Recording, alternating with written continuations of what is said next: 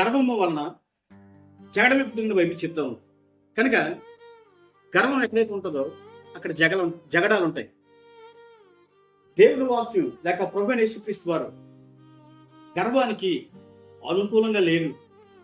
గర్వం అనేది అపవాది యొక్క ఆలోచన లేక అపవాది యొక్క స్వభావం. ప్రభువైన యేసుక్రీస్తు వారు గర్వాన్ని సపోర్ట్ చేయలే. కనుక బైబిల్లో ఆయా భక్తులు చూసేటప్పుడు లేక అబ్రహాం చూసేటప్పుడు లోతు పశువుల కాపరులకు అబ్రహాం పశువుల కాపరులకు జగడం వచ్చేటప్పుడు అబ్రహాం గారు ఒక మాట అంటారు, మనం బంధువులం కాబట్టి మన మధ్యలో కలహం ఉండకూడదు. కనుక అబ్రహాం గారు గర్వాన్ని ప్రజెంట్ చేసేటట్టయితే అక్కడ గొప్ప కలహాలు ఉండేవి.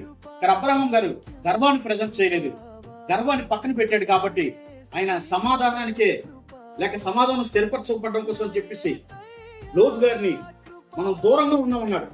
కనుక ఈ రోజులో చూసినట్టయితే గర్వం వలన ఏ కుటుంబాల్లో చూసినా లేక ఎక్కడ చూసినా కలహాలు జగడాలు జరుగుతూ ఉన్నాయి. దానికి కారణం ఏంటంటే గర్వాన్ని విడిచిపెట్టట్లేదు మనుషులు. ఎవరి గర్వం వాడిని తగ్గించిన బైబిల్ చెప్తుంది. కనుక మనం ఆశీర్వదించబడాలి అంటే మనం గర్వాన్ని విడిచిపెట్టాలి.